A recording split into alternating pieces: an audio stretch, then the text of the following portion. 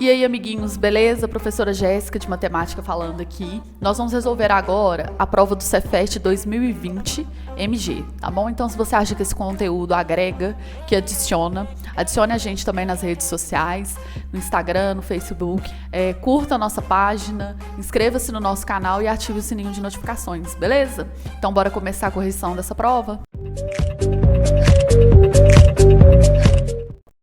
Então chega de enrolação e a gente vai começar agora a corrigir a prova do ano de 2020 do Cefet, né? Então vamos lá, a primeira questão aqui fala o seguinte: sejam Z e Q, respectivamente, os conjuntos dos números inteiros e racionais. O número que não pertence ao conjunto Z, união Q, menos Z, interseção Q, é. Então vamos só relembrar aqui, tá? Esse U, entre aspas, né, de cabeça para cima é a união. E o U de cabeça para baixo é a interseção de dois conjuntos. Aí eu trouxe para cá essa imagem aqui, ó, que ilustra o que são esses conjuntos, tá? O conjunto dos números Z, que são os inteiros, são todos os números positivos e negativos, tá? Inteiros. Tipo 1, 2, 1000, menos 3, o 0 e assim vai. Então vou colocar aqui só a título de ilustração. Menos 2, 0, menos 300 e assim vai. Já os números inteiros, os números racionais, que é esse Q aqui, ó, a palavra racional, ela vem da palavra razão, tá? Racional vem de razão. E razão em matemática, a gente pode interpretar como fração. Então, os números racionais são os números passíveis de serem transformados em frações, ok? Então, todo número que eu consigo transformar numa fração é um número racional, ok? Então, pensa comigo, o número 1, o número 2, o número 0, o número menos 300... eles são passíveis de serem transformados em frações. Por quê? O número 1 é 1 sobre 1. O número menos 2 é menos 2 sobre 1. E assim vai. O 0 é 0 sobre 1. Então, todos os números dos inteiros, né? Todos os elementos dos conjuntos dos inteiros, eles são possíveis de serem transformados em frações. Então, o que vai vir para cá, né? Para essa parte aqui do diagrama, então, do quê? Os números realmente, vamos dizer assim, fracionários, que não dá para ser número inteiro. Por exemplo, o número meio, certo? Menos meio. Por exemplo, o número menos 3/4. O número 2/3, certo? O número 0,2. As dízimas periódicas, por exemplo, 1,3333 e assim vai. Ok? Dízimas periódicas também são possíveis de transformar em fração. A gente vai ver isso ao longo do ano. Mas aqui nessa correção, só relembrando os tópicos, né? Então, olha só, o que ele quer? Ele quer pegar o Z e unir a Q. Então, Z unido a Q é eu pegar tudo dos dois. Unir é pegar tudo. Então, aqui está o Z e aqui está o Q. Aí ele fala que vai retirar disso a interseção entre Z e Q. Então, olha só, a interseção entre Z e Q, ela é exatamente o conjunto Z. Tá vendo aqui? Por quê? Porque o que é comum aos dois é o próprio Z. Já que o Z está dentro do Q, ele é comum aos dois. A mesma coisa da gente pensar aqui, ó, no Brasil, faz de conta que esse aqui é o mapa do Brasil e aqui é o estado de Minas Gerais, certo? Então, se eu pegar a união entre o Brasil e Minas Gerais, eu pego tudo. É unir o Brasil inteiro, a união do Brasil e Minas Gerais. Agora, a interseção entre Brasil e Minas Gerais é o quê? É só o estado de Minas Gerais. Concorda comigo? Por quê? Porque Minas Gerais é comum a ele próprio e é comum ao Brasil. Então, as duas, o que é comum ao mesmo tempo aqui é o estado de Minas Gerais, que é o, vamos dizer assim, o interno, o conjunto interno. Então aqui, ó, Z interseção Q é o próprio conjunto Z. Então ele fala assim, eu vou pegar tudo e vou tirar essa parte. Então se eu pego tudo, né, aqui era tudo, e tiro essa parte, o que sobra pra mim é a beiradinha. Então é isso aqui que sobra pra gente, ó. É só esses elementos aqui do conjunto Q que não pertencem a Z. Tranquilo? Só que aí ele fala o seguinte, olha só, ele não quer isso. Ele quer um número que não pertence a essa parte. Então, se o número não pertence a essa parte, na verdade, ele pertence a qual parte? A essa parte. Ou seja, ele quer um número inteiro, propriamente dito. Ele não quer que o número seja somente racional, ele quer que ele seja inteiro, entendeu? Então, olha só. Vamos pensar aqui, esse número ele é inteiro? Não, nem esse, nem esse. Ou seja, a alternativa que ele quer é esse. Aqui, por que eu acho que essa questão ela pode gerar um pouquinho de dúvida na cabeça das pessoas? Porque ele fala uma coisa e depois ele fala que ele não quer aquilo, entendeu? Então, assim, isso aqui, se você não tomar cuidado, você você pode meio que confundir as bolas, certo? Então, espero que vocês tenham entendido esse negócio. E vamos então para a próxima questão, que é a questão 17. A questão 17, ela é um conteúdo bacana. Por quê? Porque ela fala de critérios de divisibilidade. Espera aí que eu estou trazendo ela aqui para a tela para a gente. Ela fala sobre critérios de divisibilidade, né? E critérios de divisibilidade é uma coisa muito importante para qualquer estudante saber eles bem. Porque ajuda você na hora de fazer os cálculos, fazer conta rápido, pensar por qual número que você vai dividir, ajuda você a tirar MMC e MDC mais rapidamente e, além do mais, pode cair numa própria questão que cobra realmente divisibilidade, tá bom? Então, vamos lá. A figura abaixo apresenta algumas das obras do escritor S. de Queiroz, que foram adaptadas para o cinema ou televisão. Então, aqui são os anos e as obras. Na figura, os 5 números mencionados correspondentes aos anos em que essas obras foram escritas, certo? Os 5 números mencionados correspondem a esses anos aí. Sobre esses números, a gente vai pensar o quê? Apenas 2 são múltiplos de 3, apenas 3 são múltiplos de 4, apenas 2 são primos. O máximo divisor comum entre 1980 e 1970 é múltiplo de 10, e os múltiplos de 1875 possuem o número 5 como um de seus fatores primos. E a gente vai pegar as alternativas corretas, certo? Então, vamos pensar o seguinte aqui comigo. Ele fala que apenas 2 números são múltiplos de 3.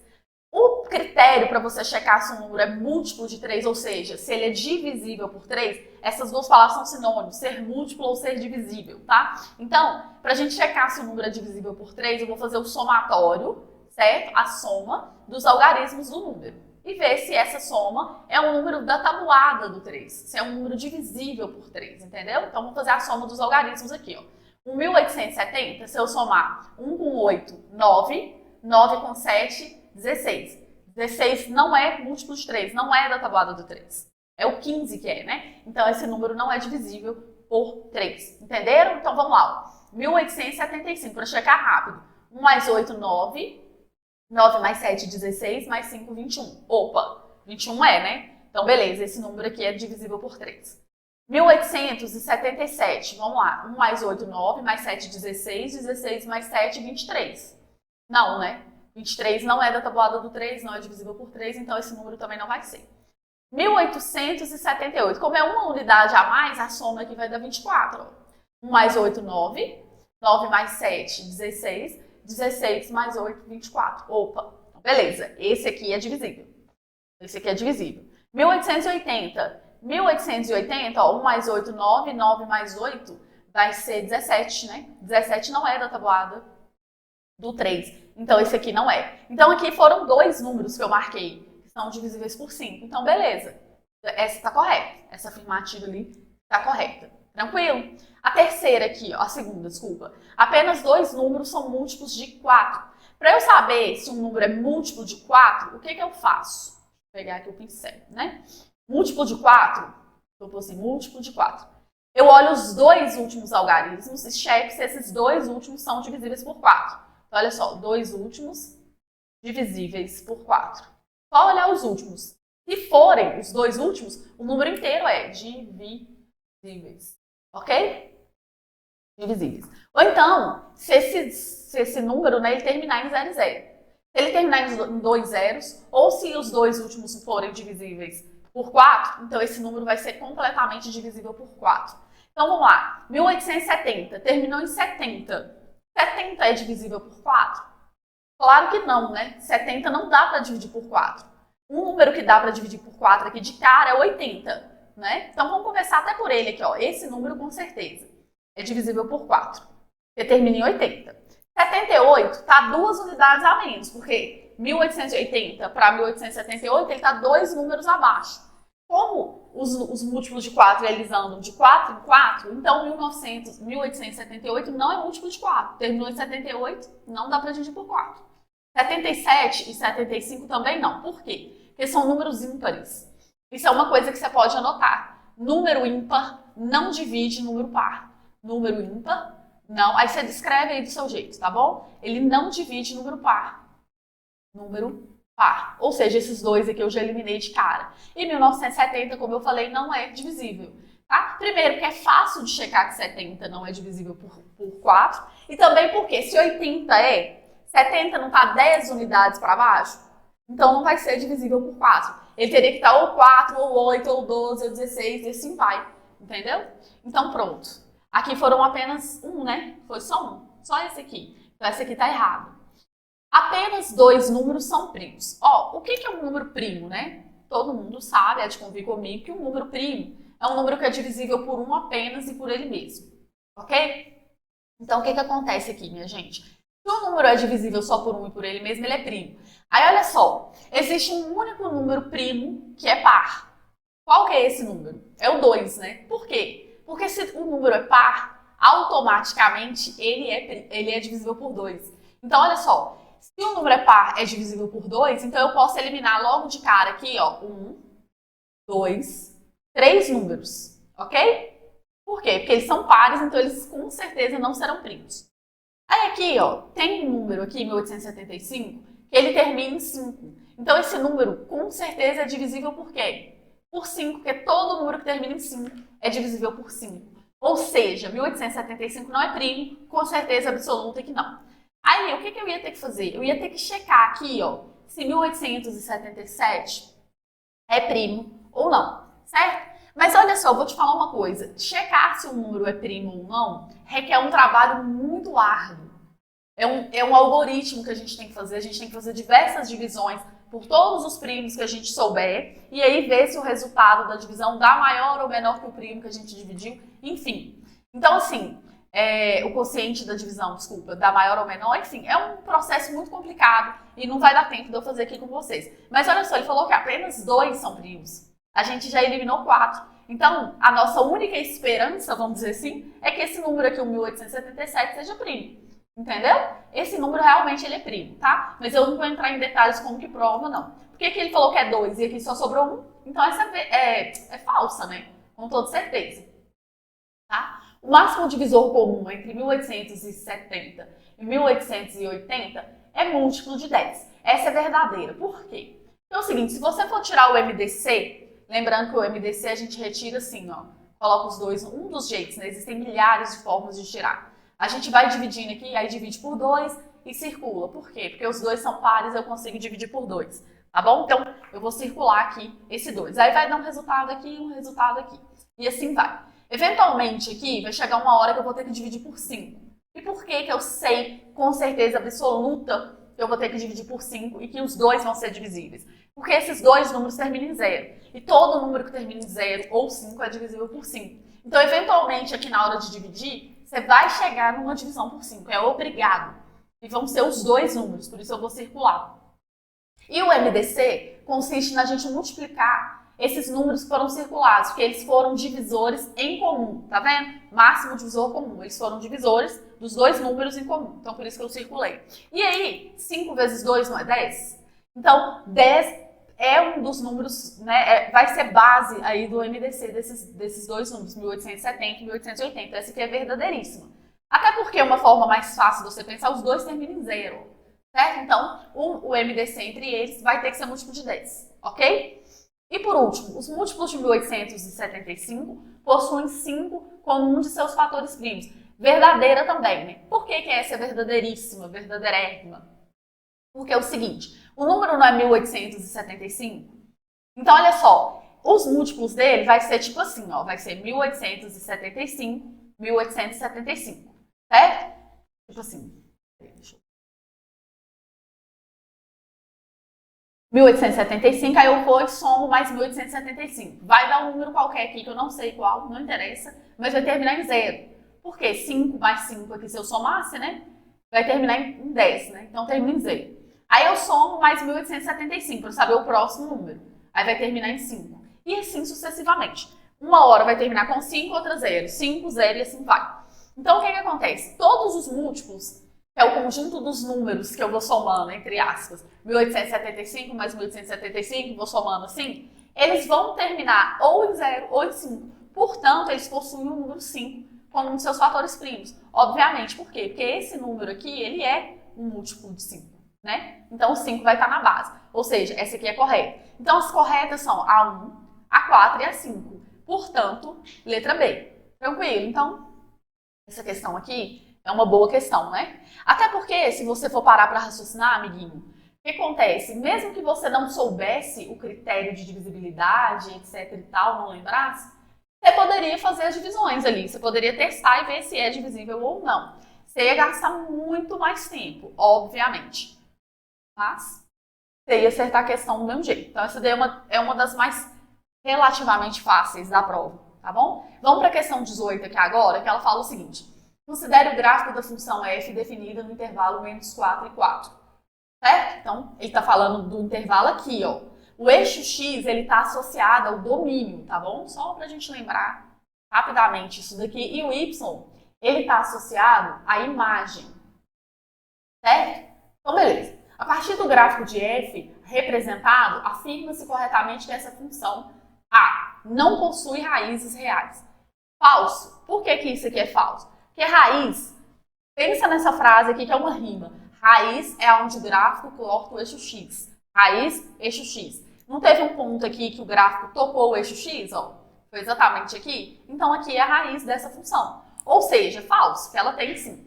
Ela é constante no intervalo de menos 3 a menos 1. Então vamos lá, menos 3 e menos 1. A reta aqui é uma constante. Como que eu sei que uma reta é constante? Quando uma reta é paralela ao eixo x, a gente fala que ela é constante. Ela não tem ângulo, ela não tem coeficiente angular, então ela é constante. Então essa aqui é verdadeira, certo? Letra C. É crescente em todo o intervalo de menos 4 até 0. Aqui, ó, menos 4 até 0. Ela é crescente em todo esse intervalo? Não, por quê? Porque nesse trecho, como a gente acabou de ver aqui, certo? Ela é constante, então ela não é crescente em todo o intervalo. Então, falsa. Ok? Tem um conjunto imagem igual a menos 4 até 4. Não é verdadeiro. Por quê? Isso aqui estaria correto se aqui tivesse escrito domínio. Tá bom? Domínio. Por quê? De menos 4 até 4, você está enxergando o eixo x, não é? Então, você está falando do domínio da função. Para isso aqui estar tá verdadeiro, ou aqui deveria ser domínio, ou então ele falar que a imagem vai de menos 2 até 3, porque olhando para o eixo x, o valor mais baixo da função é menos 2 e o valor mais alto é menos 3. Entendeu? Então, por isso, ela é falsa. Portanto, a alternativa correta aqui é letra B. Correto? Agora, com a questão 19, é o seguinte, a gente precisa entender uma coisa. A prova do Cefet, ela cobra muita geometria, muita mesmo, vocês vão ver aqui. Então, você precisa saber algumas coisas para te ajudar na hora da prova, você não perder tempo. Uma dessas coisas duas dessas coisas que eu vou falar aqui que caíram nessa prova. Então, a altura de triângulo equilátero e diagonal de quadrado. Você tem que saber essas fórmulas de cabeça para você não perder tempo. Aqui, como é uma correção, eu vou demonstrar a fórmula e tudo e tal. Mas quando você estiver estudando, você tem que ter em mente que algumas formulinhas é bom que você tenha elas na cabeça para você não perder tempo. Então, vamos lá. Os alunos de uma turma foram convidados a enfeitar uma das paredes da escola para a comemoração do Natal. Com o objetivo de montar uma árvore, recortaram cartolinas com formato de triângulos equiláteros, cujos lados medem 1 cm, 2 cm, 3 e 4 cm, conforme mostra a figura a seguir. Ok? Eles querem saber, portanto, essa altura aqui da árvore. Eu vou te dar uma dica aqui. Cuidado! Tem um raiz de 3 aqui, que é como se fosse o pé da árvore. Você não pode esquecer de somar isso no final, tá? Então, qual que vai ser a altura dessa árvore? Então, vamos lá. Primeiro, eu tenho que saber a altura do triângulo equilátero. Eu sei que aqui 1 centímetro é o lado, vamos dizer assim, né? Então, eu preciso saber a altura. Então, vou mostrar aqui para vocês, ó. Aqui está um triângulo equilátero, tá bom? Com lado L, e aqui valendo L, e aqui valendo L, claro, que é um triângulo equilátero. Se todo esse tamanho aqui vale L, a gente sabe que esse segmento aqui vale L sobre 2, e aqui também vale L sobre 2. Então, o que eu vou fazer? Eu vou usar o teorema de Pitágoras aqui para descobrir qual que é essa altura, certo? Isso aqui forma um triângulo retângulo, tá vendo? Então, eu vou usar o teorema de Pitágoras. Vou escrever aqui pequenininho em cima, ó. H ao quadrado, que é um cateto, certo? Mais L sobre 2 ao quadrado. Então, cuidado, esse L sobre 2 ele tem que estar entre parênteses, tá bom? É igual a hipotenusa ao quadrado, que é o L aqui. Lembrando que o teorema de Pitágoras é a soma do quadrado dos catetos é igual ao quadrado da hipotenusa. Concordam? Beleza? Então, tranquilo, eu vou apagar isso aqui. Todo mundo já entendeu, né? E aí, a gente volta para o teorema de Pitágoras aqui pra gente ver. H ao quadrado mais. Se eu elevo L ao quadrado, fica L ao quadrado. Se eu elevo 2 ao quadrado, fica 4. Ok? É igual a L ao quadrado. Tranquilo? Aí agora, eu vou isolar esse H ao quadrado lá de cá. Vai ficar assim, ó, H ao quadrado é igual a L ao quadrado, que já estava aqui, menos, porque estava positivo, vai passar para o lado de lá negativo, L ao quadrado sobre 4. Ok? Aí tem várias formas de eu resolver isso daqui, tá bom? A forma mais fácil é eu pensar aqui um inteiro, porque aqui eu tenho um L inteiro. Então, eu tenho 4 quartos de L ao quadrado. Por quê, professora? Porque se você tem 4, uma barra de uma pizza, vamos pensar numa pizza, certo? Ela tem 4 partes. E você comer as 4 partes, certo? Comer 4 das 4 partes, você não comeu ela inteira. Então, a fração 1, ela é simplesmente o numerador ser igual ao denominador. Como aqui é 4, eu vou colocar 4 em cima e 4 embaixo para ficar fácil. Porque aí eu transformei ela em fração com denominadores iguais, eu conservo o denominador, fica 4, e aí em cima, ó, 4L ao quadrado menos 1L ao quadrado, eu fico com 3L ao quadrado. Beleza? Eu poderia fazer isso aqui por MMC, por multiplicação cruzada, enfim, tem milhões de formas de resolver. H ao quadrado, então, H ao quadrado não, né? Já está na hora de eu tirar o quadrado. Eu passo ele para cá como raiz quadrada, ó. 3L ao quadrado sobre 4. Aí aqui vem o pulo do gato. O que acontece? O que tem raiz quadrada sai da raiz quadrada. O que não tem raiz quadrada fica preso na raiz quadrada. Certo? Então vamos lá. 3 tem raiz quadrada? Não, vai ficar preso. L ao quadrado tem raiz quadrada? Tem, né? É L. Ok? 4 tem raiz quadrada? Tem. É 2. Então saiu para fora da raiz. Tá vendo? Eu tirei raiz e joguei para fora. Quem ficou preso? O 3. Então, para ficar mais bonitinho isso daqui, a gente escreve assim, ó. Raiz de 3, L sobre 2. Ou L raiz de 3 sobre 2. Vamos colocar desse jeito aqui, fica melhor. Tranquilo. Então, isso aqui é uma fórmula que a gente deduziu agora, mas que você, quando for fazer sua prova, tem que estar fresca na sua memória. L raiz de 3 sobre 2. Beleza? Tranquilo? Então, vamos lá. Decorou aí? Eu não gosto muito da palavra decorou, não, mas tem hora que ela é necessária, né, amiguinhos? Felizmente. Ok? Então, vamos lá. Aí, agora, a gente vai fazer o quê? A gente vai calcular a altura dessa árvore completa. Então, olha só. Aqui, ó, o lado vale 1. Eu tinha falado que é L, raiz de 3, sobre 2. A altura de cada um desses triângulos aqui. Então, o primeiro triângulo vai ser 1, porque o lado dele vale 1, certo? Eu vou substituir o L por 1.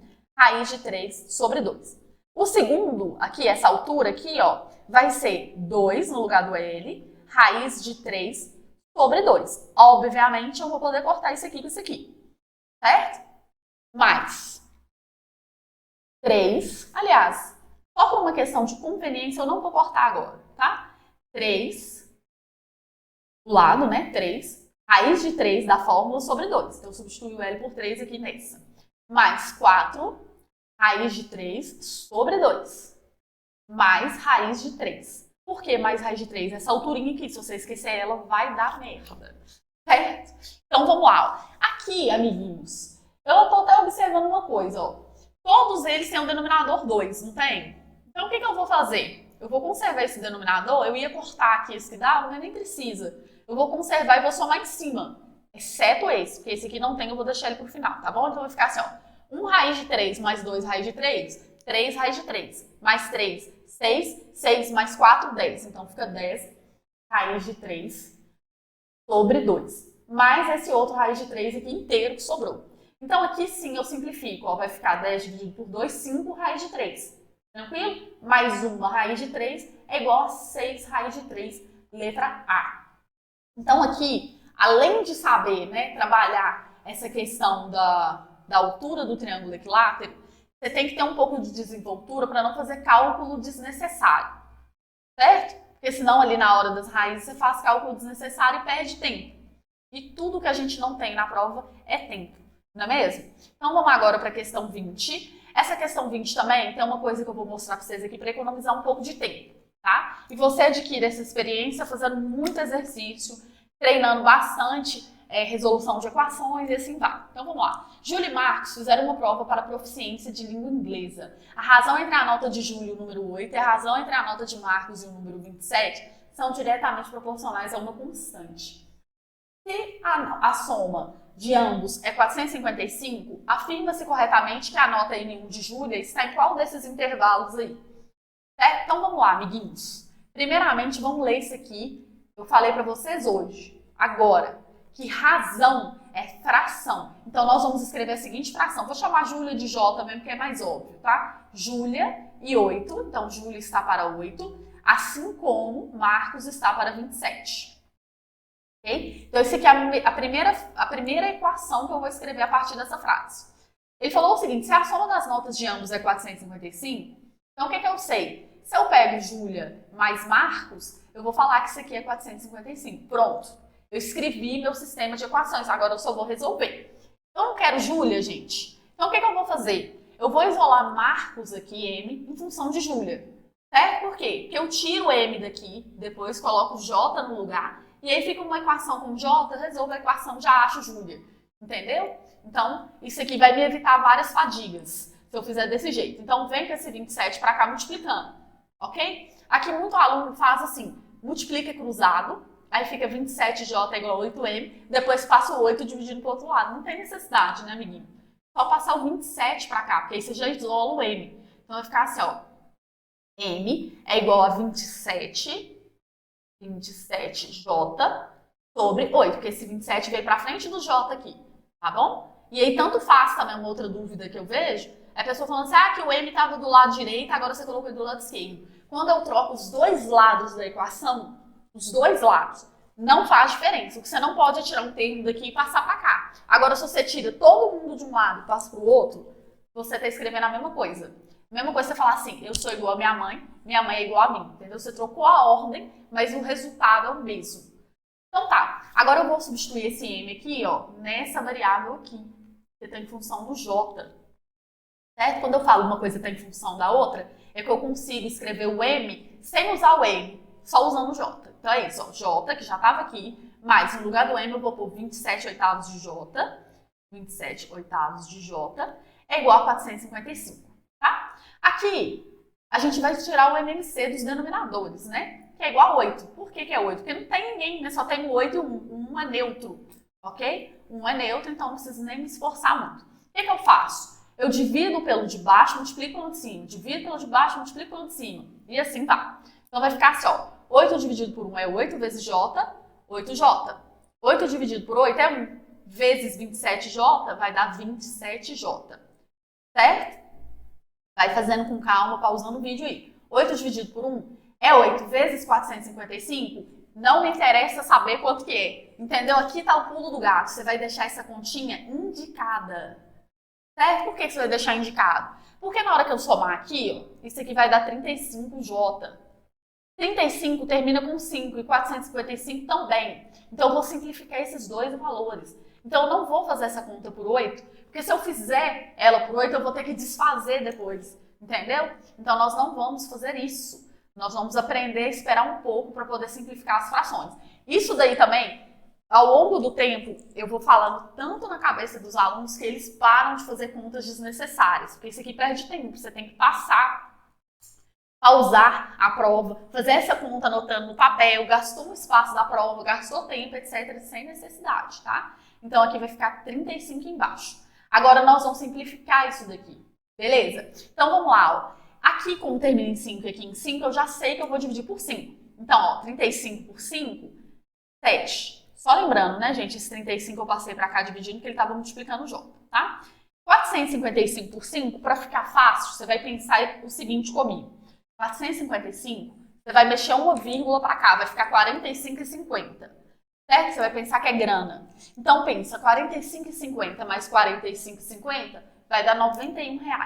Essa é a resposta de 455 dividido por 5. É um macete, entendeu? Para dividir por 5, você pensa que o número mexeu uma vírgula para cá e aí multiplica ele por 2. Ou soma ele com ele mesmo, tá? Vai dar 91 aqui. Tranquilo? Macete aí para você fazer conta assim, ó. A gente vai treinar tudo isso ao longo do ano, tá? 91 dividido por 7.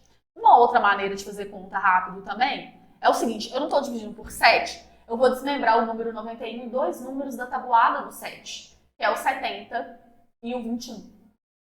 Certo? Quanto que é 70 dividido por 7? Eu estou dividindo por 7, tá? Dividido por 7, dividido por 7. 70 dividido por 7 é 10. E 21 dividido por 7 é 3. Somando vai dar 13. Então, se eu dividir 91 por 7, virou 13. Beleza? Aí, o que sobrou aqui pra gente fazer de continha é 13 vezes 8.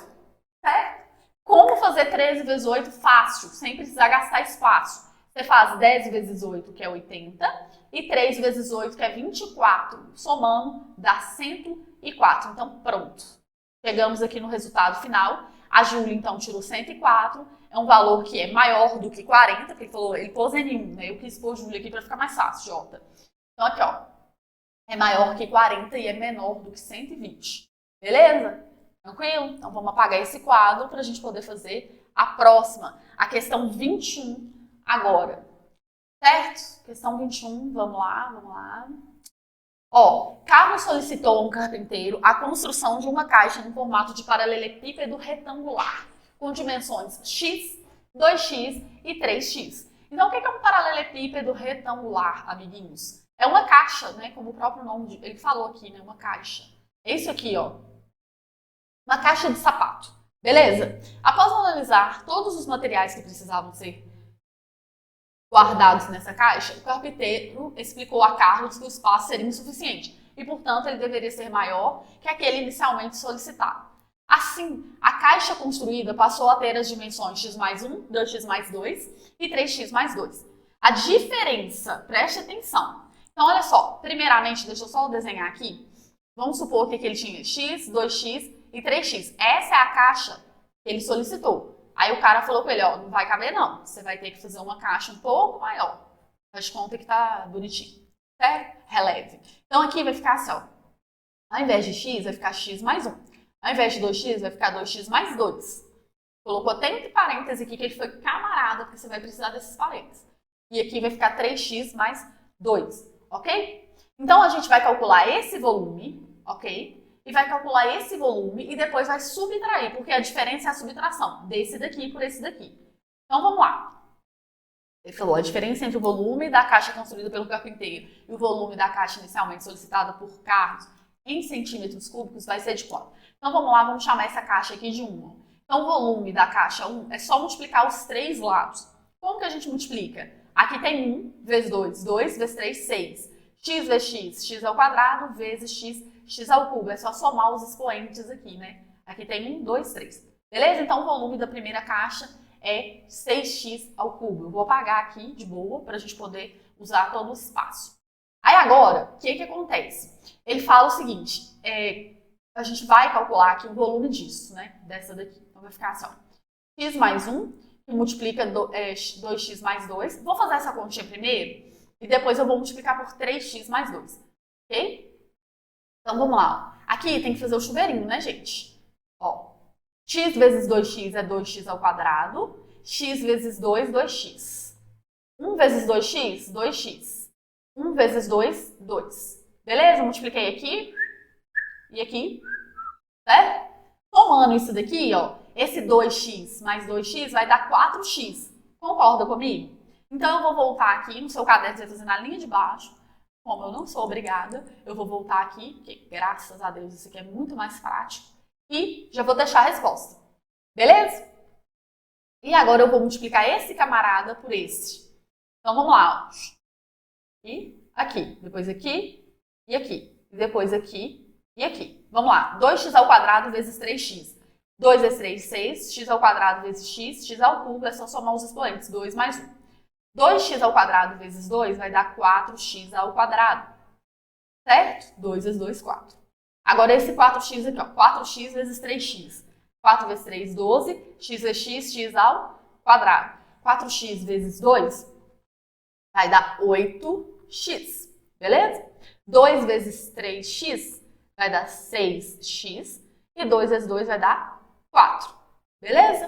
Então agora a gente vai somar os termos semelhantes.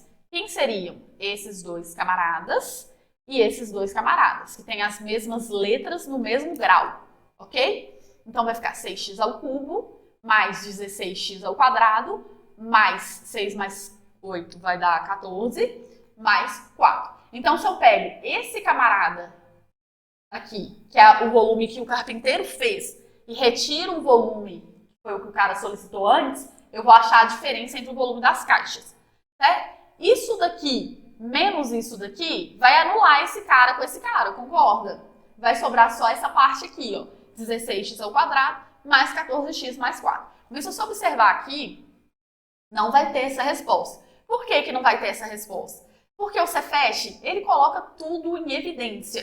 Então aqui a gente vai ter, basicamente, que fatorar essa resposta. Tranquilo? Fiz rapidinho ali, mas vocês entenderam, né? Eu subtraí esse camarada por um 6x ao cubo, cortou os dois que eram iguais. Então vai ficar o seguinte, ó, como que eu vou pôr o fator comum em evidência aqui, minha gente? 16, 14 e 4, todos esses três números, eles são divisíveis por 2. Então, se eu colocar o 2 em evidência, como que fica?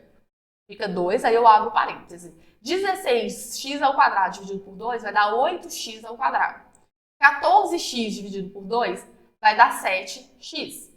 E 4 dividido por 2 vai dar 2. Então, isso daqui não está com cara de letra A? É a letra A correta. Certinho? Então, calculei os dois volumes, subtraí o da primeira, por isso que eu cortei o 6x ao cubo, e aí eu tive que colocar fator comum em evidência para chegar na resposta correta aqui, que é a letra A nesse caso. Essa questão agora, questão 22, é uma questão que o Cefet ama de paixão. Você nunca vai pegar uma prova do Cefet que não vai ter uma questão dessa. Cálculo algébrico, expressões algébricas, enfim, como você quiser chamar. Então, você precisa saber uma coisa, fatoração, tá bom? Olha só, se x mais y é igual a 4, então x ao cubo mais x ao quadrado y mais x ao quadrado menos y ao quadrado equivale ao quê? Né? Então, vamos lá com muita hora nessa calma. Olha só, aqui, esses dois primeiros termos, eu vou fatorar eles colocando fator comum em evidência. Qual que vai ser o fator comum em evidência? O que tem de comum em x ao cubo e x ao quadrado y? É o x ao quadrado, correto? Então, eu vou colocar x ao quadrado em evidência. Como que eu escolho o x ao quadrado? Né? As dois termos têm o x, certo? E o menor expoente é o 2, então eu vou escolher ele, tá? X ao quadrado. Se eu pego x ao cubo, que está aqui, dividido por x ao quadrado, minha resposta vai ser x. Se eu pego x ao quadrado y e divido por x ao quadrado, né, simplifico x ao quadrado com x ao quadrado, e sobra y. Isso aqui é um bom sinal? É um ótimo sinal, né? Por quê? Porque x mais y é igual a 4. Já deu aqui para você substituir. Ok? Agora vamos lá. X ao quadrado menos y ao quadrado, isso aqui você bateu o olho e falou assim, ó, pá! É o quê? A diferença entre dois quadrados, não é, amiguinho? Isso aqui é o melhor polinômio, né? Sei lá, é binômio, mas a gente fala assim, entre os produtos notáveis, ele é o mais da hora. Que é fácil de identificar, são dois números que têm quadrado e tem um sinal de menos entre eles. Então, como que a gente fatora? É a soma dos termos vezes a diferença, né? No caso aqui das raízes dos termos.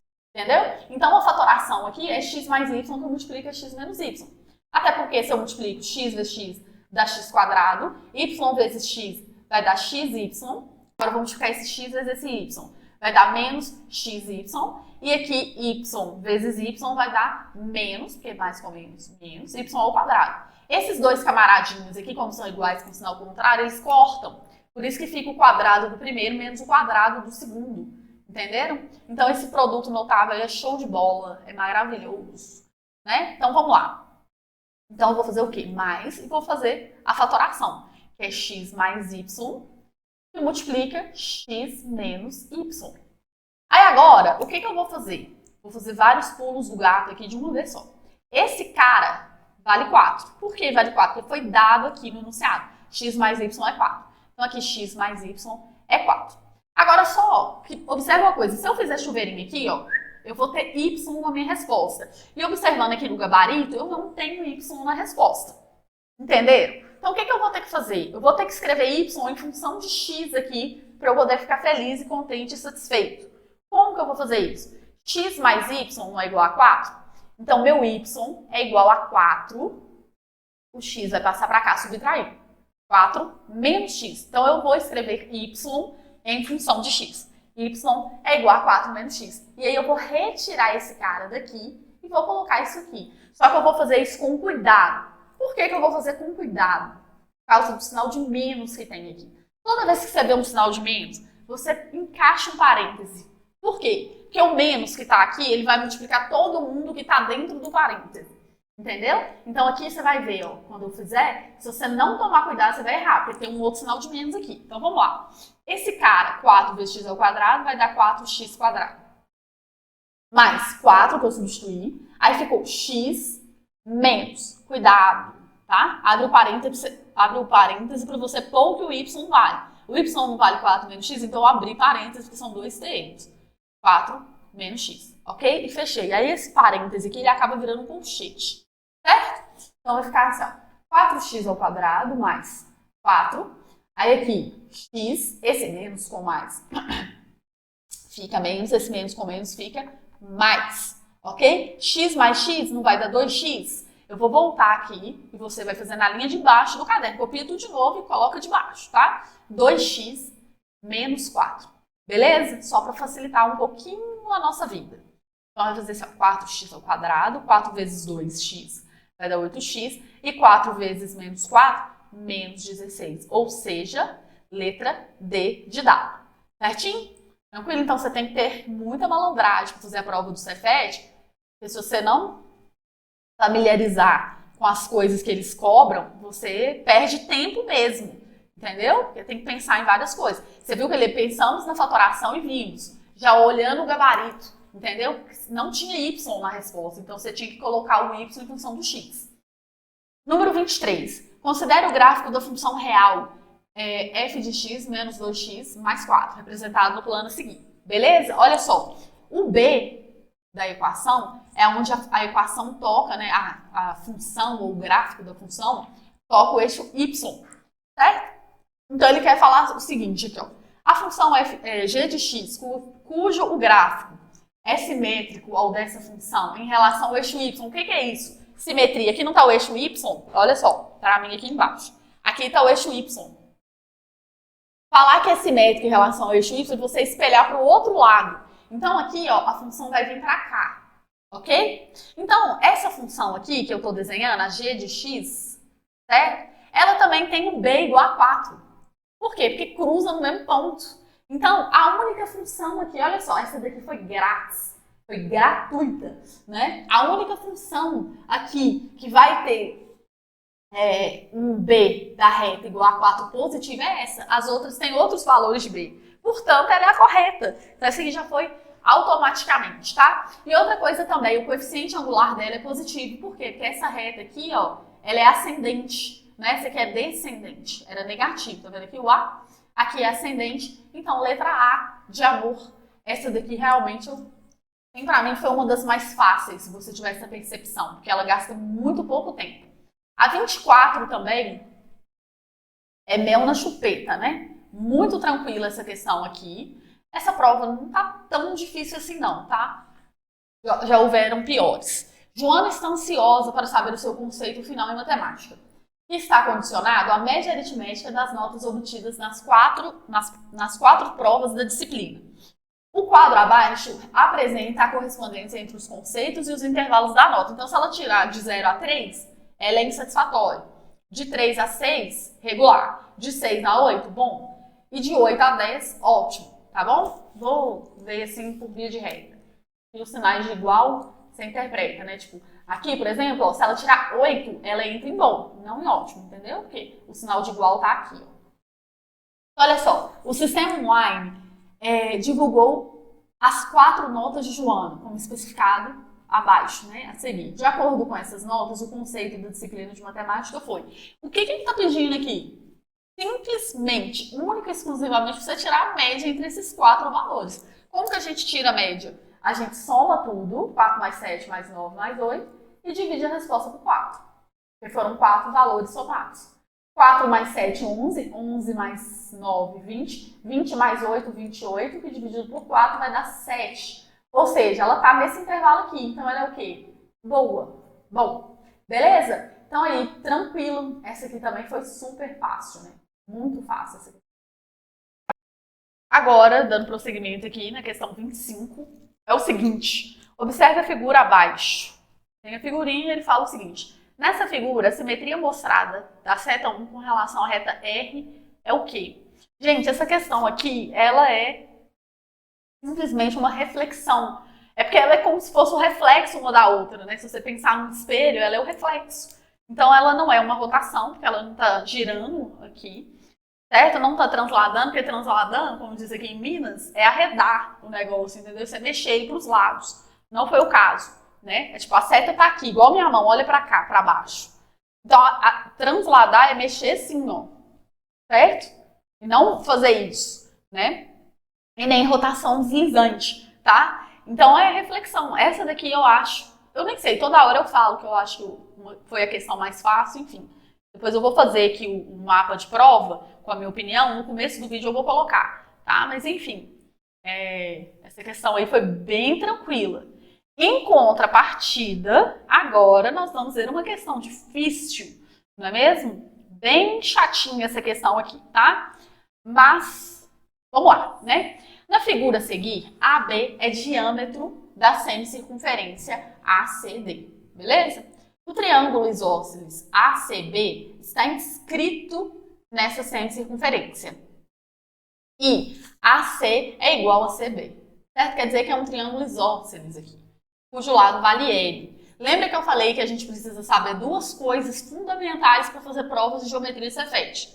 Altura de triângulo equilátero e diagonal de quadrado. Eu vou te mostrar aqui agora, nesse exercício, que a gente precisa saber essa diagonal de quadrado, tá? Então, ele quer saber a área da região sombreada em função do valor de L. Beleza? Então, vamos lá. Olha só o que acontece. Isso daqui não é uma semicircunferência, quer dizer que a outra metade dela, né, se eu quisesse completar, seria isso daqui. Esse ângulo, ele é inscrito na semicircunferência. Todo ângulo que está inscrito na semicircunferência, ele é igual a metade do arco que ele gera. Esse ângulo aqui, ó, ele está gerando um arco, que é esse que eu desenhei de azul, que é 180 graus. Por que 180 graus? Porque metade da circunferência é 180. Como ele é inscrito, então ele vale metade de 180, ou seja, ele vale 90 graus. Graças a Deus é um triângulo retângulo. Facilita muito a nossa vida, né, amiguinhos? Entenderam por que é 90? Que ele gera um arco de 180, né? Como assim gera o arco de 180 aqui, ó? Tá vendo aqui? Esse ângulo aqui, ó, ele vai gerar esse arco de 180 graus. Por isso, portanto, né, o ângulo é 90 graus. Beleza? Tranquilo. Então, isso aqui vale L e isso aqui vale L. Se aqui vale 90 graus e aqui vale L, se eu quisesse completar isso aqui, ó, sim. O que eu poderia dizer dessa coisa maravilhosa aqui? Eu poderia dizer dessa coisa maravilhosa que ela é um quadrado e que isso aqui é a diagonal do quadrado. Beleza? Então, como que eu calculo diagonais de quadrados? Eu posso vir aqui demonstrar para vocês, né? Mas vocês já sabem o valor. Pelo Teorema de Pitágoras. O Teorema de Pitágoras é luxo, poder e sedução. É gritaria no parquinho. Entendeu? Na matemática. Então, vamos lá. Vamos chamar isso aqui de diagonal. D. Então, o que eu sei do Teorema de Pitágoras? Aqui, ó. Ângulo reto. Isso aqui vai ser a hipotenusa do triângulo retângulo. Então, eu sei que a soma do quadrado desses dois catetos que valem L vai ser igual ao quadrado da hipotenusa que eu chamei de D, né? Um L ao quadrado mais um L ao quadrado. Eu tenho 2L ao quadrado, que é igual a D ao quadrado. Esse quadrado vai passar para o lado de lá como raiz quadrada. Então, vai ficar raiz quadrada de 2L ao quadrado é igual a D. Quem tem raiz, sai. Quem não tem, fica. 2 tem raiz? Não. Então, vai ficar L ao quadrado tem raiz? Tem. L. Então, sai para fora o L. E a raiz de 2 fica presa, coitada. Ou seja, a diagonal aqui é L raiz de 2. Tranquilo? Ou seja, o diâmetro também, porque esse aqui é o diâmetro do círculo. Ele é igual a L raiz de 2.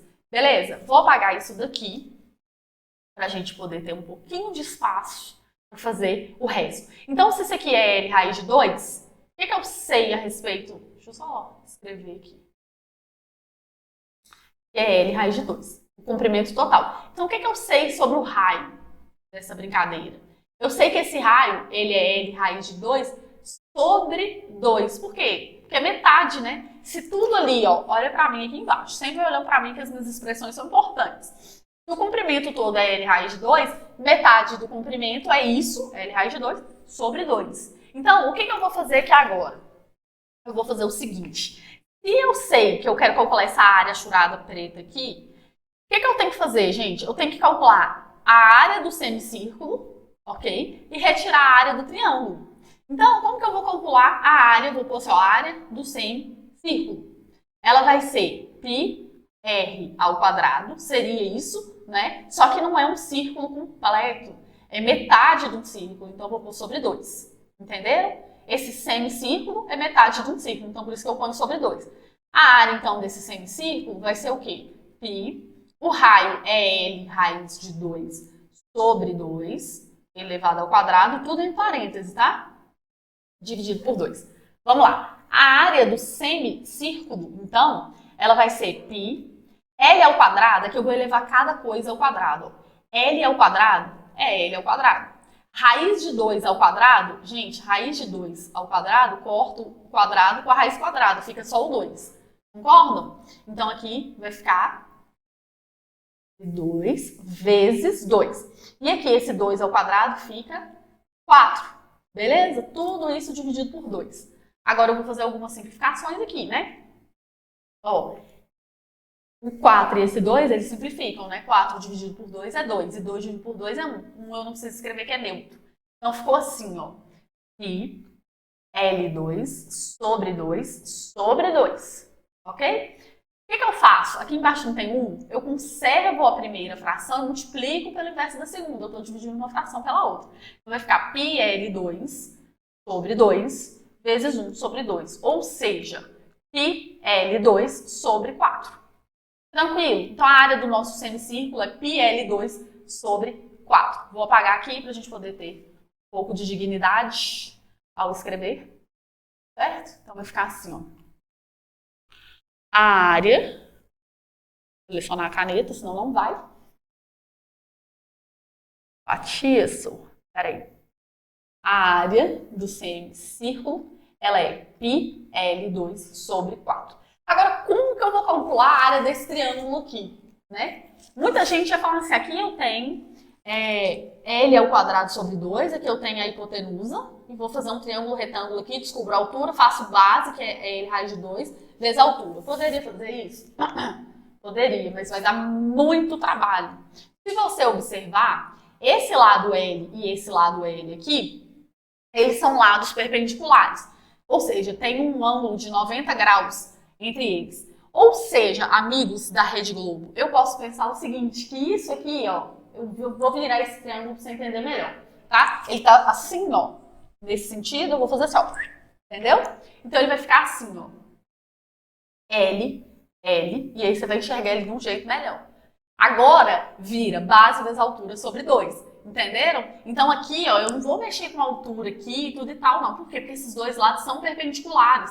Então eu faço um lado vezes o outro, porque um vai ser base e o outro vai ser altura. A altura é qualquer coisa perpendicular, entendeu?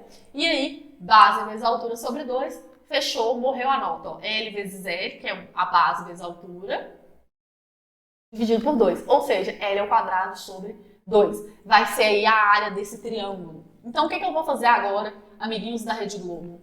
Eu vou fazer esse cara menos esse, aí eu vou ter a área achurada, correto? Tranquilo? Então, deixa eu só escrever aqui para ficar organizado. A área do triângulo, vou colocar assim, ó, a área do triângulo é igual a L2 sobre 2, beleza? Vamos fazer uma coisa menos a outra e aí a gente vai ter a resposta. Só que preste atenção, tá vendo aqui? Ele quer o quê? O volume velho, fator comum e evidência. Então, a gente vai ter que tomar um pouco de cuidado. Tá? Vai ficar assim, ó, π L ao quadrado sobre 4, que é a área do semicírculo, menos a área do triângulo. O que a gente vai pôr em evidência aqui? A gente vai pôr L ao quadrado, certo? Por que L ao quadrado? Ele pertence às duas parcelas, tá? E eu posso pôr 2 também. Por quê? Porque 2 está tanto no 4 quanto no 2, né? Então, eu vou pôr L ao quadrado sobre 2 e vou ver se tem a resposta. Se não tiver, talvez eu vou ter que manusear um pouco mais. Fecha desse jeito, tá? A resposta você tem que trabalhar ele. Isso aqui já seria a resposta. Só que não tá no gabarito. Então, vamos lá. L ao quadrado sobre 2. Em evidência. O que vai sobrar dessa parcela? O L ao quadrado cortou com L. O 4 dividido por 2 vai dar 2 embaixo. E aí sobrou o π. Então, ficou π sobre 2. Só dando uma olhada aqui rápida. Não tem π sobre 2 aqui em nenhuma das partes. Então, eu vou ter que continuar mexendo um pouco nisso aqui.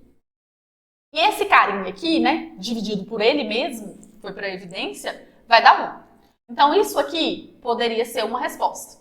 Mas ele não quis porque ele não quis. Entendeu? Ele não quis colocar assim. Então, o que eu vou fazer agora? Eu vou pensar o seguinte, como ele não quer fração aqui dentro, eu vou ter que jogar esse 2 pro lado de fora. Então, eu vou ter que pôr meio em evidência aqui. Esse 2 vai ter que vir para fora, como meio. Certo? Então, vai ficar assim, ó, L2 sobre 2 que já estava. Esse 2, como está no denominador, ele vem em cima, vem um número neutro, certo? Que é o 1. E o 2 aqui, ok? Aí, o que vai sobrar aqui? Se eu pego π sobre 2 e ponho meio para fora. Vai sobrar π, né? Porque esse 2 aqui cancelou para fora. Entenderam? Eu estou dividindo π sobre 2 por meio. Aí, o meio, né? O 2 cortou e ficou só o π. Beleza? Aí, agora, se eu pegar esse menos 1 aqui, vamos pensar o seguinte. Eu vou ter que multiplicar isso aqui por um número. E quando eu vou ter que pôr um número aqui, vou falar mais devagar. Vou pôr um número aqui. E quando eu fizer esse chuveirinho aqui, ó, a resposta vai dar 1. Tranquilo? Concorda comigo que esse número tem que ser o 2? Por quê? Porque 2, na hora que eu multiplicar, vai cortar com esse 2 aqui e vai dar 1 a resposta. Então, aqui tem que ser 2. Beleza? Ou então você pensa o seguinte, 1 dividido por meio. 1 dividido por meio, o que você faz? Você conserva a primeira, multiplica pelo inverso da segunda. A primeira é 1. A segunda é meio, né? Você multiplica pelo inverso, fica 2 sobre 1. Então, aqui fica 2. Entendeu? Duas formas de pensar aí. Então, aqui teve que ficar 2. L ao quadrado vezes 1 vai dar L ao quadrado. E 2 vezes 2 vai ficar 4.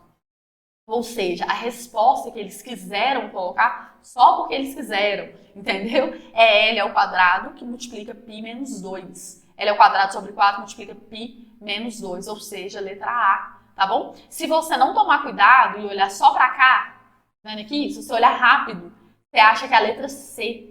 Tá vendo? Mas aqui o debaixo do π tem 2, então tem que tomar muito cuidado. Senão você faz tudo certo e por bobagem você vai lá e erra na hora de pôr a resposta no gabarito. Entendeu? Então vamos lá para a questão 27 agora. A questão 27 é uma questão boa, tá? É uma questão maravilhosa. Não é das mais fáceis, mas é uma questão gostosa de fazer. Considerando que a média aritmética dos números x sobre 3, x sobre 6 e x sobre 9 é igual a média aritmética é igual à sua mediana somada de 1. E que x pertence aos números reais, qual é o valor de x? Né? O valor de x é um número. Foi mal, eu li tudo errado, mas enfim, vamos lá de novo. Considerando que a média aritmética dos números x sobre 3, x sobre 6 e x sobre 9 é igual à sua mediana somada de 1, e que x pertence aos números reais, o valor de x é um número o quê? Ímpar, par, primo, racional, irracional, divisível por 6, enfim. Então vamos lá. Olha só, amigos. Aqui, esses números, eles já estão em ordem. Uma ordem decrescente. Porque se você tem uma grana e divide para 3 pessoas, vai dar muito. Se você divide para 6, vai dar médio. Se você divide para 9, vai dar pouco. Ou seja, ele pôs a ordem aqui dos números em ordem decrescente. A gente sabe uma coisa. A mediana, ela é o valor central. Mediana é o valor central de uma amostra organizada. É o valor central da amostra organizada. Ou seja, aqui ele já deu isso pra gente gratuitamente, porque já está organizado. Ou seja, a mediana desse cara, dessa amostra, é x sobre 6. Beleza? Porque já está organizado, ele é o valor central. Aí ele falou o seguinte... A média desses 3 números é igual a mediana mais 1. Então, o que a gente vai fazer? A gente vai fazer a média desses 3 valores. São números desconhecidos, mas não dá nada, né? A gente vai fazer a média. Fazer média é somar 3 valores e dividir por 3, no caso. Porque foram 3 valores somados. Ele falou que essa média, então eu peguei cada um dos valores, somei, depois dividi por 3. Ela é igual à mediana, que é x sobre 6, mais 1. Beleza? Aí agora... Com muita hora nessa calma, nós vamos resolver isso aqui, tá? Esse 3, ele está dividindo todos os termos do lado esquerdo. Eu vou passar ele multiplicando para o lado direito. Isso dá na mesma de tirar MMC, tá bom? Tirar MMC considerando que esse 3 aqui é o denominador, tá? Não entre 3, 6 e 9. Vamos lá. Vai ficar assim, ó. X sobre 3 mais x sobre 6 mais x sobre 9 é igual a 3, que foi para lá multiplicando. Vou abrir um parêntese aqui para não dar galho. X sobre 6 mais 1. Beleza? Aí agora, o que eu vou fazer da minha vida? Eu vou tirar o MMC entre 3, 6 e 9. Aqui, para ficar fácil para você você faz o seguinte, você não precisa necessariamente tirar MMC por aquele método de coloca lá, divide, não sei o que e tal. Você pega dois dos menores valores e multiplica. 3 vezes 6 é 18. E aí você confere se vai ser divisível pelo outro. 18 é por 9, não é?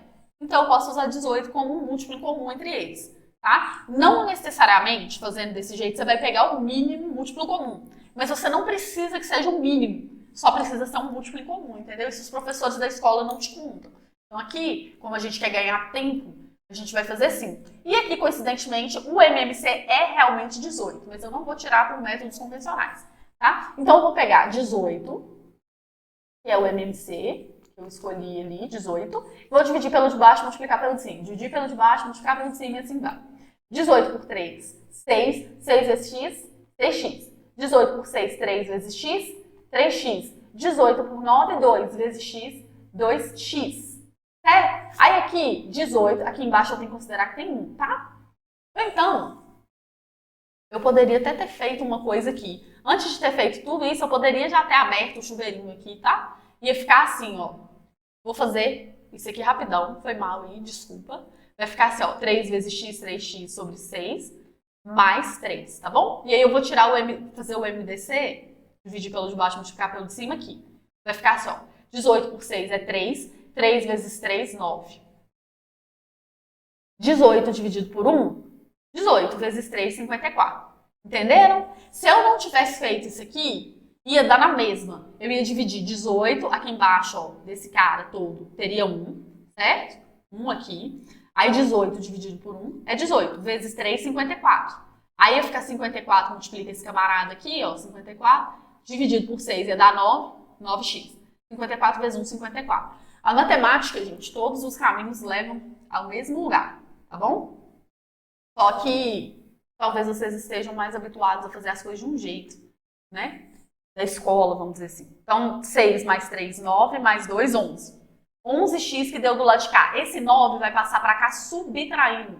Então, eu tenho 11x e tiro 9, eu fico com 2, tá? 2x é igual a 54. Então, que número que você multiplica por 2 que dá 54? É 27, né? Porque se você pegar 54 e dividir por 2, vai dar 27. Ou seja, é um número ímpar? É. Certo? É um número primo? Não. Por quê? Porque ele é divisível por 3, por 9, por 1, por ele mesmo. Então, não é primo. É racional? Não, ele é racional. Consigo transformar ele em fração, né? Divisível por 6? Não. Por quê? Porque ele é ímpar. Número ímpar não divide por número par. A gente aprendeu que isso é uma lei matemática, né? Ou seja, letra A, né, amiguinhos? Tranquila também essa daí, mas um pouco mais gostosa de trabalhar. Você tem que ter umas sacadas, resolver uma equação um pouquinho mais difícil, né? Questão 28 é uma questão difícil, tá? Aqui. Eu acho que essa daqui, aquela do semicírculo e da árvore de Natal, foram as 3 piores. E as 3 são questões, você tem que ter noções geométricas, tá? Apesar dessa daqui ser uma questão de função de segundo grau, mas elas são questões que tem que ter essa visão geométrica, sei lá, espacial, enfim. Então, são questões mais difíceis, tá? Vamos lá para a questão 28 aí, que é uma questão de função de segundo grau. O corte transversal de um túnel, de uma pista única, que tem base 20 metros de largura e altura 8 metros, igual está desenhado aqui, tem o formato de um arco de parábola. Falou parábola, você lembra? Fórmula de Bhaskara, essa treta toda, conforme representado na ilustração do gráfico a seguir, sendo V o vértice da parábola. Um caminhão cujo formato do corte transversal de sua carroceria é um retângulo, tem a altura do chão até seu ponto mais alto, né, da carroceria, igual a 6 metros.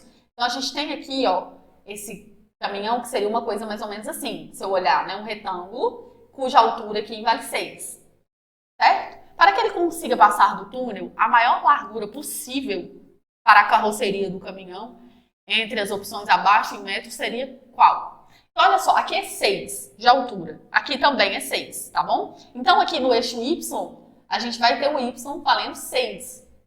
Como são 2 pontos, eu vou ter 2 números, x, né, para ir. Então, aqui eu vou ter... Peraí, gente, a mesa digitalizadora tá travando. Aqui eu vou ter um x1 e aqui eu vou ter um x2. Então, eu subtrair esses 2 números, né, ou ver a distância entre eles aqui, eu vou saber a largura do caminhão. Tá bom? Então, é mais ou menos isso que a gente vai precisar entender para o nosso problema. Certinho? Agora, o que eu preciso saber aqui? Eu preciso saber qual o valor, né, que o 6 vai estar resultando aqui em x. Um y de 6 tem qual valor de x? Entenderam? Então, para saber isso, eu preciso saber. É necessário que eu saiba qual que é a função que descreve essa parábola, tá? E aí, tem um macete para a gente saber isso, tá? A função que descreve uma parábola, ela é dada por a, que multiplica x menos uma raiz, x menos a outra raiz. Eu vou usar-me, né, desse artifício aqui para poder descobrir qual que é a parábola, tá bom? Então, a parábola, ela é isso. Qual que é a raiz, né? A primeira raiz aqui é 0, certo? E a segunda raiz é 20. Então, aqui seria o seguinte, x menos 0. E aqui, como é 20 positivo, fica x menos 20. A gente tem que trocar o sinal da raiz por causa desse sinal de menos. Ok? Então, isso aqui vai ficar o seguinte. A que multiplica x, que dá essa continha, e multiplica x menos 20. É igual a y. Então, aqui eu tenho que x vezes x é x ao quadrado e x vezes 20 é 20x. Certo? Aí falta eu descobrir o que aqui? Descobrir o a, né? Porque o x e o y, eles são as incógnitas. Eles são da função, né? A função é ax2 mais bx mais c igual a y. Então, o x e o y, eles não são coisas que eu não sei, né? Eles são os valores fixos, x e y, certo? As variáveis fixas, vamos dizer assim. E aí eu precisaria, né, descobrir o a, o b e o c dessa equação. Tranquilo? Então, o que eu vou fazer aqui para descobrir? Olha só, eu não sei um ponto dessa equação, que é o seguinte. Qual o ponto que eu sei, professor? Eu sei que aqui, ó, o vértice está entre as duas raízes. Se aqui é 0 e aqui é 20, quem está no meio aqui é 10. Então, a coordenada x do vértice é 10. E a y do vértice é 8. Então, eu tenho esse ponto aqui. O que isso significa? Esse ponto, se eu escrever ele, é o vértice. Ele é 10 em x e 8 em y. Então, aqui está x e aqui está y. Se eu jogar 10 no lugar do x, 10 no lugar do x e 8 no lugar do y, eu vou descobrir o a. Entenderam? Então, isso aqui vai me dar a resposta dessa equação. Vai ficar só a que multiplica 10 no lugar do x, que eu tirei daqui. 10 ao quadrado, menos 20 vezes 10, ok? Fechou? É igual a 8, que é o y. Então, vai ficar assim, ó. A é igual. 10 ao quadrado, desculpa, A é igual a não. A vezes, né, parêntese, 10 ao quadrado, 100. E 20 vezes 10 dá 200, ok? Isso aqui é igual a 8. 100 menos 200 é menos 100. Então, ficou menos 100A é igual a 8. Ou seja, A é igual a 8 dividido por 100. Né? Aqui, antes de eu fazer isso aqui, deixa eu só fazer uma coisa. Vou multiplicar os dois lados da equação por menos 1, né? Fica 100A é igual a menos 8. Então, A é igual a menos 8 dividido por 100, para facilitar. Aí aqui, eu vou simplificar 8 e 100, ambos por 4, tá? Aí em cima vai ficar menos 2. E embaixo, se eu dividir 100 centavos, preste atenção, em 4 moedas, não é um real em 4 moedas, não dá moedas de 25 centavos, então vai dar menos 2,25 avos. Ou seja, o que eu vou fazer aqui? Vou voltar aqui, descobrir que o A é menos 2,25 avos, e aí eu vou ter essa equação aqui, ó, menos 2,25 avos, que multiplica x quadrado menos 20x. Eu poderia fazer chuveirinho aqui? Poderia, mas eu não quero, não estou afim, certo? Então isso aqui é a função que descreve aí a minha parábola. Entenderam? Tranquilo? Então tá. Aí agora o que eu vou fazer? Para eu descobrir qual é o x correspondente, lembra que eu tinha desenhado? A altura era 6, que ele falou aqui, certo? Então aqui eu preciso saber o x1 e o x2, vamos dizer assim, o x1 e o x2, então faz a ordem aqui. Que vão ser as projeções dessas alturas, para eu saber, respectivamente, a minha largura aqui da carroceria. Então o que eu vou fazer? Eu vou jogar 6 no lugar do y, porque o 6 está rebatendo lá no y, no eixo y. E aí eu vou descobrir meu x. Entenderam? Então vai ficar assim, ó. Menos 2, 25 avos, e multiplica. Aí, ó, x é o que eu vou descobrir, né? Vai ficar x quadrado menos 20x, ok? É igual a 6, porque 6 é o y, então eu tô jogando no lugar do y. Aqui, lembra que eu falei assim, eu poderia fazer chuveirinho, mas eu não quero, eu não tô afim. Por quê? Esse 25, ele tá dividindo todo mundo, eu poderia pôr esse traço até lá na frente, se eu quisesse. Então, como ele tá dividindo todo mundo do lado de cá, ele vai passar para cá multiplicando, ok? E o 2, que está multiplicando, ele vai passar para cá dividindo, tá bom? Aí, olha só, aqui é menos 2, não é? Então, vamos fazer só o seguinte aqui para mim. 6, o 25 foi multiplicando, o 2 viria negativo aqui dividindo. Só que eu não posso pôr o sinal de menos aqui embaixo, então eu ponho na frente, tá? Esse jogo que eu fiz é a mesma coisa de multiplicar a equação por menos 1. E aqui, ó, esse menos ia multiplicar aqui, o x ao quadrado ia ficar negativo, você ia ter que multiplicar por menos 1, e fica aquela treta toda. Então, eu já estou te resumindo a vida aqui, porque essas coisas que os professores da escola falam, é só para você perder tempo na vida, tá? Você pode passar esse menos 2 para cá dividindo, não tem nada a ver, ele vai negativo, ok? Só que aí o menos não fica embaixo, fica na frente, beleza? Combinado? Então, o que sobrou para mim aqui foi x quadrado menos 20x. Ótimo. Esse 6 corta com esse 2, fica 3. Ficou 3 vezes 75. Desculpa, 3 vezes 25. 3 moedas de 25 não são 75 centavos? Com o sinalzinho de menos que está aqui? Então, ficou menos 75 aqui, essa brincadeira. Eu vou jogar para o lado de cá e vai ficar positivo. Porque lembra que para resolver uma equação de segundo grau, você precisa passar para cá? Deixar todo mundo do lado esquerdo? Então, agora, resumindo, eu tenho que resolver uma equação de segundo grau, x quadrado menos 20x, mais 75. Certo? Então, vamos lá. Tem N maneiras de resolver isso aqui. Uma delas é a fórmula de Bhaskara. Mas a que eu mais gosto e que eu vou ensinar para vocês é o seguinte, chama soma e produto. Muitos de vocês devem saber, outros não necessariamente. Quem não gostar do método soma e produto, faz aí fórmula de Bhaskara, tá? B quadrado menos mais ou menos raiz quadrada, desculpa, menos B mais ou menos raiz quadrada de B ao quadrado menos 4AC sobre 2A.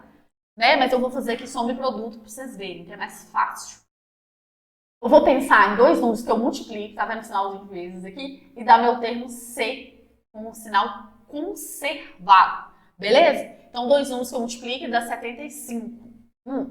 E dois números que eu somo e dá meu B. Aqui, ó, somo dois números, os mesmos, tá? E vai dar o meu B, só que com o sinal trocado. Era menos 20, eu vou pôr mais. Se fosse mais, eu colocaria menos. Certinho? Você consegue pensar em dois números que você multiplica e dá 75? Aí você teria que pensar um pouquinho, tá? Olha só, como 75 termina em 5, você tem que pensar que o 5 pode estar na jogada, entendeu? Então, as respostas aqui, elas são 15 vezes 5. E 15 mais 5. 15 vezes 5, 75. E 15 mais 5, 20. Então, isso aqui, sim, são as raízes da função do segundo grau aqui. X' é igual a 15 e x duas linhas é igual a 5. Aí você vai falar assim, mas professora, eu nunca ia pensar que 15 e 5 seriam os resultados. Não tem problema. Então, o que você ia fazer nesse caso? Você ia fazer x é igual a menos b, é mais ou menos raiz quadrada de delta dividido por 2a, sendo delta b ao quadrado menos 4ac, e você ia fazer fórmula de Bhaskara, certo? Mas isso aqui é um treinamento que eu vou dar para vocês ao longo do ano, para quem for fazer a prova, que você precisa. Tá muito bom na tabuada, em critérios de divisibilidade. Lembra que caiu uma questão dessa prova? A segunda questão, acho. Critérios de divisibilidade. Então, você olhando os números, mais ou menos, você sabe qual tabuada que tá, etc e tal. E aí facilita a vida, tá? Mas, enfim, você vai fazer ou por uma coisa ou pela outra. Essa questão é muito grande, tá vendo? Então, aqui eu dei uma resumida. Então, esse x aqui, ele vale 15. E esse aqui vale 5. Qual que é a distância entre 5 e 15? Não é 10? Eles não estão a 10 de distância, então a largura dessa carroceria, ela é 10, beleza? Então aqui, qual que é a maior das opções possíveis, né? 11 ultrapassa, ó, então tem que ser 8. Ele pede o seguinte, a maior largura possível para a carroceria do caminhão entre as opções abaixo é, na real a gente está descobrindo que a largura aqui, ó, é 10, né? Então, a maior carroceria possível é 8, né? Então, é isso. Essa questão aqui é uma questão foda. Poderia ser do Enem, desculpa o palavrão, mas ela poderia ser do Enem, tá bom? O Enem gosta muito de abordar isso aqui. Vocês vão ver aí quando vocês estiverem estudando para o Enem. Essa questão é a cara do Enem.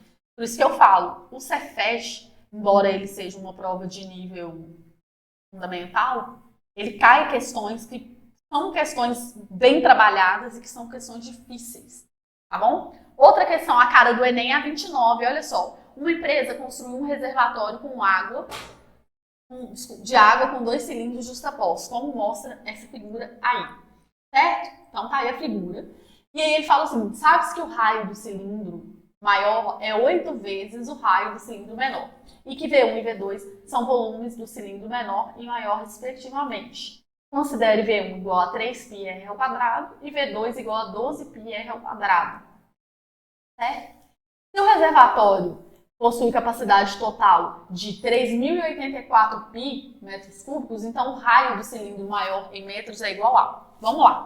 Ele falou o seguinte, o raio do cilindro maior, então o Rzão, vamos dizer assim, que é o do de baixo, ele é igual a 8 vezes o raio do cilindro menor.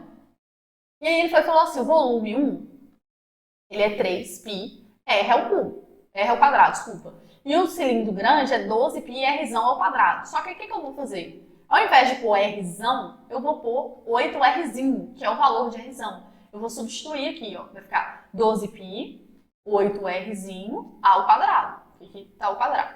Então, o volume 2, ele vai ser 12π, 8 ao quadrado é 64, e R ao quadrado é R ao quadrado. Ok? Aí agora, deixa eu só raciocinar uma coisa aqui. Eu vou ter que fazer essa multiplicação aqui, né? Infelizmente, não vou ter por onde correr. Ele fala o relatório total, né? Então, vou ter que fazer, gente, 12 vezes 64.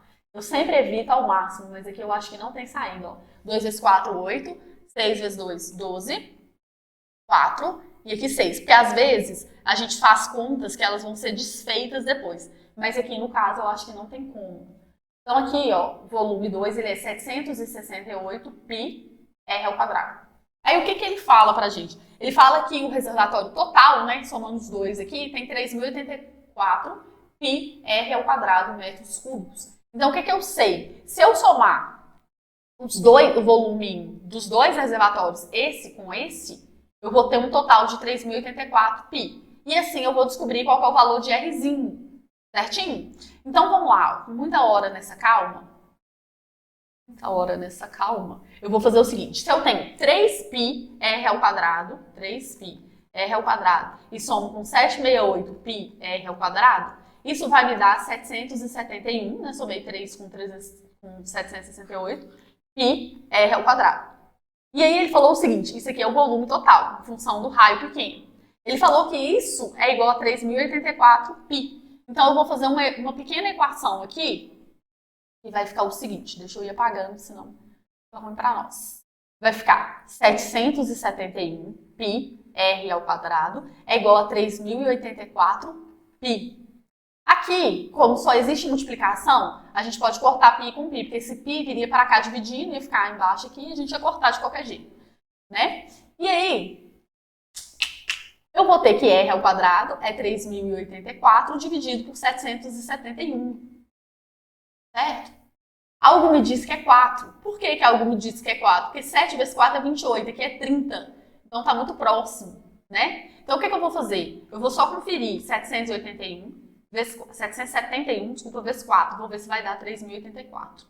Ó, 4, 28 vai 2, aqui 28 mais 2, 30. Beleza? Então se eu pegar isso e dividir por isso, vai dar 4. Porque se eu peguei 4, multipliquei e deu isso. Se eu pegar isso e dividir por isso, vai dar isso. Então, R ao quadrado é igual a 4, que é a divisão disso por isso, né?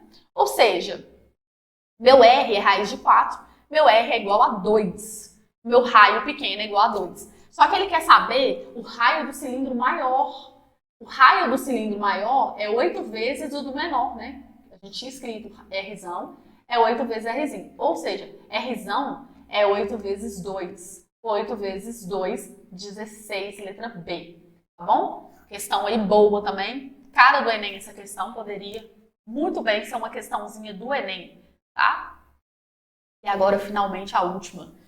Vocês veem aí que eu tô explicando as questões dos mínimos detalhes para vocês entenderem tudo, né? Mas é óbvio que tem algumas sacadas, alguns macetes de cálculo, etc., que a gente vai adquirindo ao longo do tempo, né? Num curso e tudo e tal, uma coisa mais contínua. Vamos lá, última questão. Um piso quadrado com 10 metros de lado será completamente revestido com 2 tipos de granito. Um claro, que custa R$80 o metro quadrado, e um preto, que custa 100. Só beber uma água aqui. Esses pisos são vendidos apenas em caixas contendo cada uma delas 5 metros quadrados. Então, guarda essa informação que ela é valiosa. Cada caixa tem 5 metros quadrados. O granito preto revestirá as áreas que formam um trapézio isósceles em um quadrado. E o granito claro, o restante, conforme está representado aí na figura.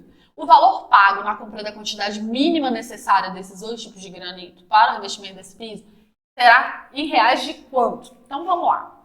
Nós vamos fazer o seguinte, vamos primeiro calcular as áreas, certo? As áreas aqui do granito preto. Olha só, aqui tá falando 3, né? Então eu vou calcular aqui, ó, a área desse triângulo, mais esse retângulo, mais esse quadrado. Beleza? A área desse triângulo aqui, ó, ela é 3, base, né? Só limpar aqui a mesa, senão eu não consigo escrever. É 3 vezes 4, base. Então, vou só colocar aqui, ó, a área do triângulo. Certinho? Faz de conta que isso aqui é um triângulo. 3 vezes 4 sobre 2. Só que como eu tenho um triângulo de um lado e um triângulo do outro, eu tenho 2 idênticos, eu posso multiplicar 2 vezes aqui. Então, eu vou colocar assim, ó, ao invés da área do triângulo, vou colocar a área dos 2 triângulos. Eu corto esse 2 com esse 2 e vai dar 12. Beleza? A área do retângulo, ela é 2 vezes 4. 2 vezes 4, 8.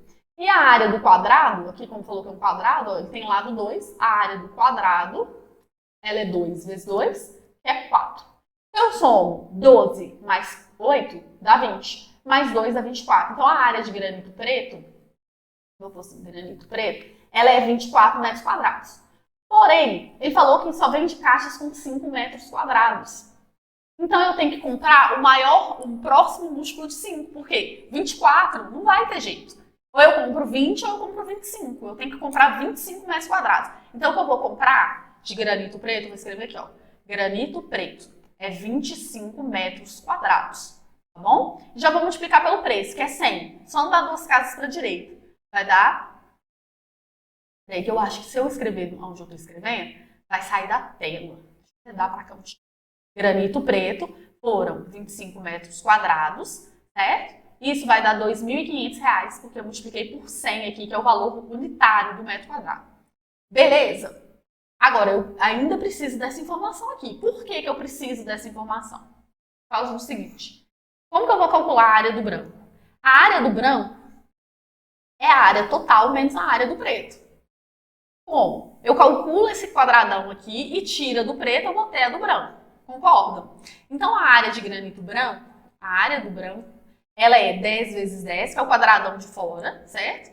10 vezes 10, menos 24, que foi a área do preto. Aí eu tenho que tirar isso daqui, e não isso, 25, entendeu? Porque a área que deu realmente no preto foi 24. Então, olha só, a área de granito branco, ela é 100 menos 24. 100 menos 24, a área de granito branco é 76, tá bom? 76 metros quadrados. Eu não tenho que comprar múltiplos de 5? Então, eu vou ter que comprar 80. Observe uma coisa, amigo da Rede Globo. Se você tivesse feito 100 menos 25, ia dar 75 sua resposta. E aí, você ia poder comprar. Você não ia ter que pensar nisso, você ia comprar 75. Certinho? E aí, 75 provavelmente vai ter a resposta errada certa aqui, que nós vamos conferir daqui a pouco, tá? Então, por isso que você tem que prestar atenção aqui nessa parte. Então, você tem que tirar 24 para dar 76, aí você vai comprar 80 metros quadrados, porque só vende a caixa assim, não é isso mesmo? 80 metros quadrados. Então, aqui, 76 foi para 80, eu vou multiplicar 80 vezes 80, né, que é o preço de cada metro quadrado. Então, 80 vezes 80, ó, 8 vezes 8 é 64, com os 2 zerinhos, 2 zeros. Então, o que eu vou pagar real, oficial aqui, vai ser 6.400 mais 2.500. Ó, 0 com 0, 0 com 0, deixa os 2 zeros. 5 mais 4, 9. E 2 mais 6, 8. Então, deu R$ 8.900, letra C. Ok? Agora, deixa só eu ver, só pra gente conferir aqui. Às vezes eles põem, às vezes não, tá? Essa é a resposta certa. Mas se eu jogasse aqui como 75, o que ia acontecer? Se eu tivesse desatento, ia ficar assim, ó. Se eu jogasse a área de branco com 75, eu ia ter que fazer 75 vezes 80. né? Então, peraí, 75 vezes 80. Ó, vou fazer a conta aqui. Deixa esse 0, 40, vai 4. 7 vezes 8, 56 com 4, 60. Então, dá 6.000. 6.000 mais 2.500, 8.500. Até que eles não quiseram explorar isso daqui não, tá? Mas, deixa eu ver se eu jogasse 24 aqui. 24 vezes... Se eu jogasse 2.400, né? Vezes 100, né?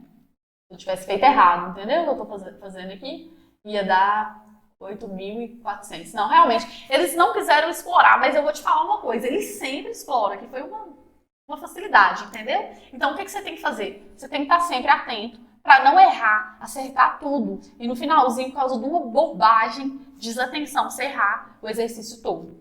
Tranquilo? Então é isso, espero que vocês tenham gostado dessa resolução. Eu tentei ser o mais breve possível, mas assim, né? Não tem como, que eu tenho que explicar, bem explicado, alguns detalhes. Então, espero que vocês gostem, que seja útil aí para vocês, para estudarem para a próxima prova de 2021, beleza? 2022 e assim vai.